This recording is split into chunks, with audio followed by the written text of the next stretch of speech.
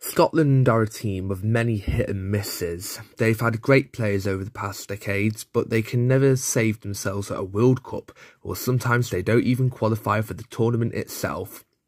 One of those tournaments they never went to was 1966. Scotland needed to beat Italy in Naples to qualify, but lost 3-0, and Italy went to the tournament, but were knocked out in the groups by North Korea. Today we ask, what if Scotland went to the 1966 World Cup?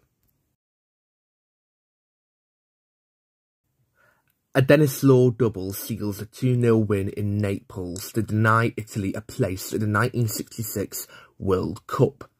Scotland are drawn into Group 4 with the USSR, Chile and North Korea, and with a generation of players like Denis Law, Billy Bremner, Billy McNeill and Jim Baxter, many people see Scotland as a contender for the Cup.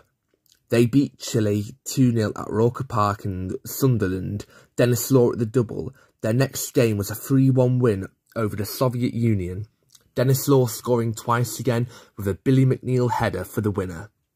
Their final game was against North Korea, and with a goal from Pak Duik, Scotland lost 1-0, but they finished first in the group, with the Soviet Union finishing second.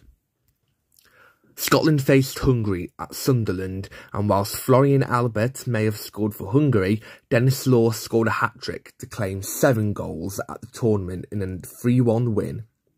The semi-finals, Scotland faced West Germany at Goodison Park in Liverpool. Helmut Haller scored for the Germans, but Denis Law scored twice again as Scotland would face England in the final. Wembley was packed on July 30th in scenes not seen since the White Horse final of 1923. Bobby Moore led out England as Billy McNeill led out Scotland.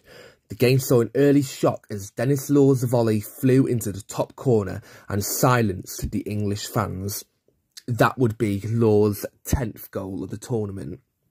However, a free kick was given to England and Bobby Moore crossed it into Geoff Hurst, who headed it into the net. Martin Peters would score in the 78th minute, but Scotland would equalise when Billy McNeill ran and slid into the box to header the ball past Gordon Banks to make it 2-2. In extra time, Geoff Hurst's shot would hit the crossbar and bounce on the line, and it was controversially given as a goal.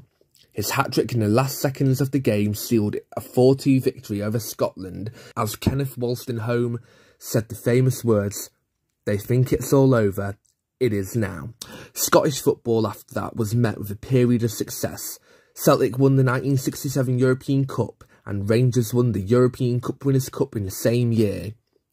But in 1968, Scotland got to the final of the Euros where they faced Italy in Rome. A 1-1 draw pushed for a replay where Denis Law scored a penalty in the last minutes of the game. Europe was stunned, Rome was stunned, Scotland had won the Euros. Scotland then qualified for the 1970 World Cup, beating West Germany's qualification, surprisingly. Scotland topped their group where they meet England in the quarter-finals. Alan Mullery and Martin Peters scored the goals, which sealed the win and sent the Scottish packing, and Scotland's hunt for glory would have to wait for another day. Scotland's period of football from 1966 to 1970 was a golden era, both internationally and at club level, as Celtic win European Cups in 1967, 1969 and 1970, but Scotland still wait for a World Cup or a second Euros triumph.